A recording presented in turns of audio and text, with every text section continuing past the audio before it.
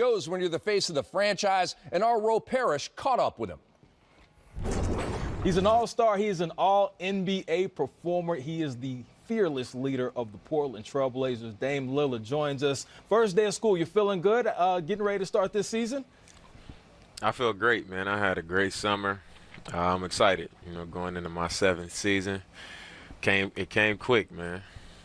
So you said you had a great offseason. I had a chance to witness some of your offseason workout videos. They were spectacular. How much fun was it to shoot those videos? It was a lot of fun. I actually had a run-in with somebody on Twitter. The guy was like, I haven't seen Dame at no pickup games in New York and L.A. He ain't posting no workouts. He haven't been in the gym at all. He just rapping, and, he had a whole lot to say. So, I made fun out of it. Yes, that you did what I see a lot on Instagram. Yeah, because, in off-season workouts, nobody ever misses a shot ever. Everybody's a 99, right? Right. No, but way to see you get that done and have fun with. But let's talk about last season. Of course, you guys finished 3rd in the West, end up getting swept out of the playoffs by the Pelicans. Yeah. Talk about how much that hurt and how it motivated you going into this season. It hurt a lot, not only as a competitor, but just after all that we did in the regular season. We in a tough Western Conference, we finished 3rd. We got home court for the first time since I've been in the league. And everybody was real confident. We felt real good going into the playoffs. And, we ran into a team that was playing really well. They had a great game plan. And, they made the game tough for us. And, I think the most simple way to put it is they outplayed us. We didn't show up and play as well as we needed to. We got swept. But, it's a, it's a league of men.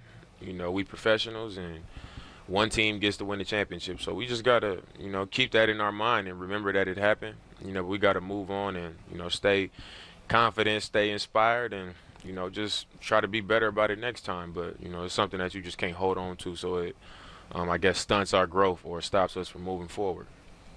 So you're already playing in a tough Western Conference. Now LeBron decides to take his talents out west to the Lakers, making the Western Conference that much more tougher. How do you prepare yourself mentally to go to battle night in and night out against these tough teams? I think the good thing for us is we've been in the Western Conference. We know that whether it's the best team in the West or, the worst team on paper in the West, you're going to have a tough game.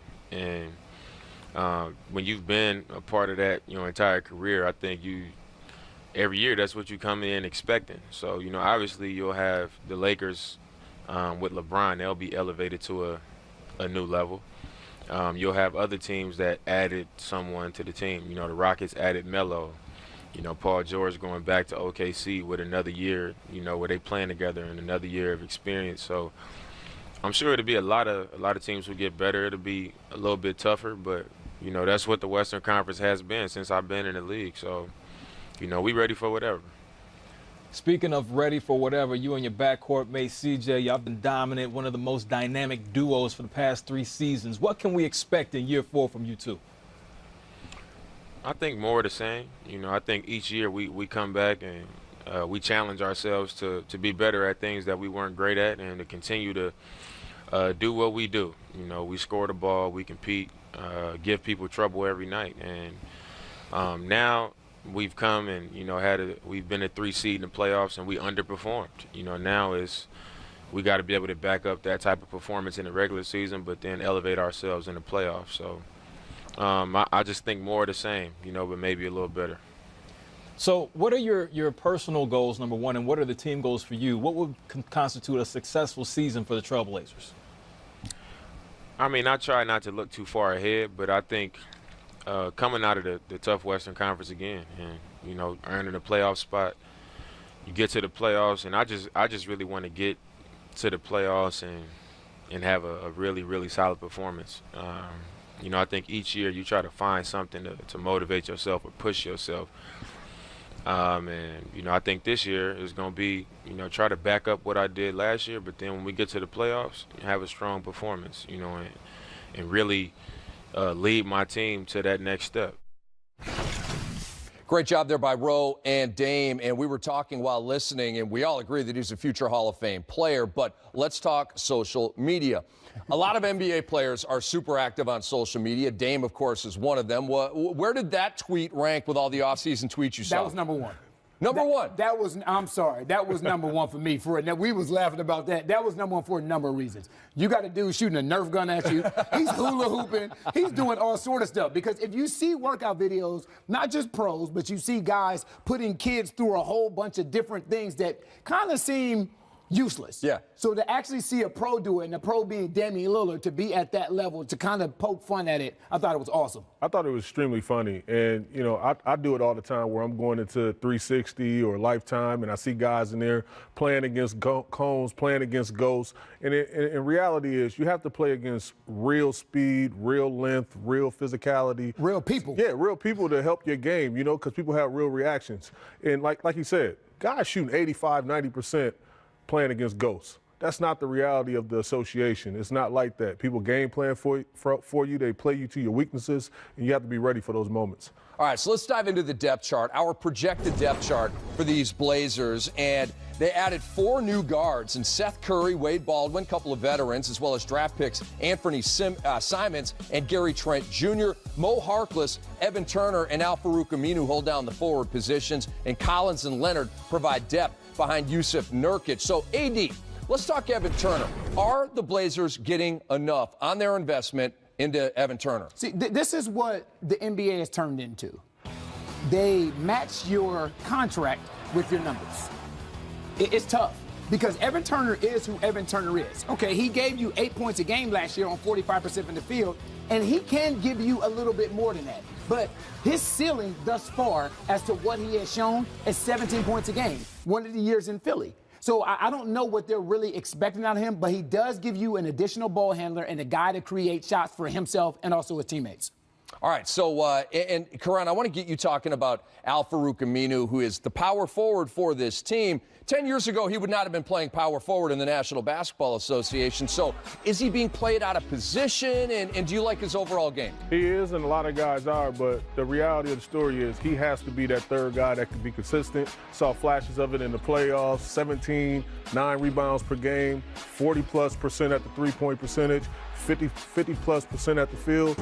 Twos, he has to be consistent going forward for this ball club. All right, so let's take a break. This is the Blazers preview, and on the other side, the starters are going to tell you if these Portland Trail Blazers should trade C.J. McCollum. Blazers fans are like, earmuffs, I can't do this. This is the Blazers preview on NBA TV. Oh, no. Ever known as Scoop Lillard because he broke news on 2 major media transactions. Free agent reporter Chris Haynes reaches agreement with Yahoo as their senior NBA insider. He will help build their NBA team, so Damian with the scoop there. And on our guy Sam Amick leaving USA Today for a national job with The Athletic. I think that is very clever, and my guys Karan and Antonio agree. All right, it is time for the starters to get in here, play a little game of true or false with C.J. McCollum. Skeets and Lee here from the starters with your next point about the Portland Trail Blazers. It's in the form of a question. Lee, true or false? The Blazers should trade C.J. McCollum this season. False. But maybe it's true. I'm not really sure. Because of their crazy season they had last year, they were fantastic for the regular season, finishing 3rd, but then they got swept by the Pelicans in the playoffs. Now, I think Dame and CJ are a great backcourt combination. And so do you look at the whole season last year and say, well, we just weren't very good in the playoffs? Or do you say, maybe that was a little bit of a mirage the season we had and we need to change things up a little bit? And CJ's a very valuable player. I think you can get a good return on him. But I just also think maybe you want to stick with him and stick with Dame and then try to build other parts around that that sort of a backcourt. So you are sitting on the fence on this one. It's a crazy one because, again, no one really expected. So a few people picked the Pelicans for an upset, but no one thought the Blazers were going to get swept. And I think part of the reason they got swept was because Dame and CJ just weren't very good. But they'll learn from that and they're going to get better. And you want to look at what they did defensively last year. They improved a lot, and I think that's important for the Blazers. Yeah, that's what was weird in the last year's playoffs. It was Rondo and Drew Holiday outplaying Damian Lillard and C.J. McCollum. That all said, I think what we'll see here with the Blazers going into this season is they'll give it 20, 25 games. What type of squad do we have here? Do we have a team that could win 50 games, gaining a little bit of confidence and do some noise in the playoffs? Or is this not working and maybe it is time that we move one of these guys, with CJ being the most likely between the two? I think it'll be a little test run here for the first part of the season.